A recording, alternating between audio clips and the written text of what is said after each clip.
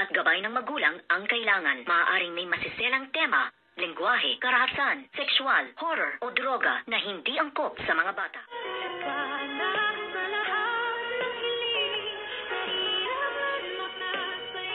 Good evening, at eto nga ay nang dahil sa pakikialam nitong si Bruhang Zoe sa cellphone nga ng kanyang dad RJ ay dito na nga nagkabukingan at nagkaalaman ang totoong ugali ng bawat isa sa kanila, at dito nga ay magkakaroon nga sana ng date itong si Doc RJ at si Dr. Annalyn Santos, ngunit si Zoe nga ang nakabasa ng message dito ni Dr. Annalyn Santos, at dito nga ay talaga naguhumirintado na naman siyang galit na galit at gigil na gigil na naman dahil nga nagkakausap na naman at nagkakasundo na itong si Doc RJ at Dr.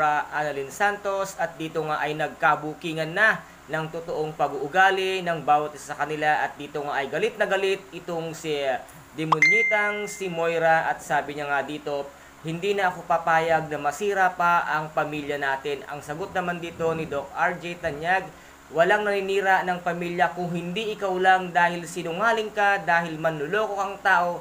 Ito ang sinabi dito ni Dr. RJ Tanyag, kung kaya't ito namang si demonyitang Moira ay lalong nagalit.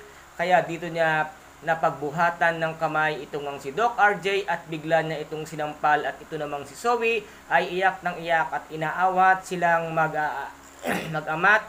Sabi nga dito ni Zoe, tama na po, iyak ng iyak itong si Zoe, ngunit gigil na gigil at galit na galit nga itong si demonyitang si Moira. Ano kaya dito ngayon ang gagawin nitong si Dr. RJ Tanyag, dahil nga sinampal nga siya nitong demonyitang si Moira? Maniwala pa kaya siya at ma-brainwash pa kaya ng inang Zoe at Moira ito ngayong si Dr. RJ Tanyag, dahil nga sa nangyaring pagsampal sa kanya? Doc RJ, magising ka na sa katotohanan, dahil ayan na ang totoong Moira. Nakikita mo na sa iyong harapan ang kanyang pag-uugali, dahil nasampal kanya. Sila ang tunay na sakim at sila ang tunay na masama ang ugali, hindi si Dr. Annalyn Santos. At dito naman ay galit na galit din itong si Miss Lynette Santos dito nga kay Dr. Annalyn.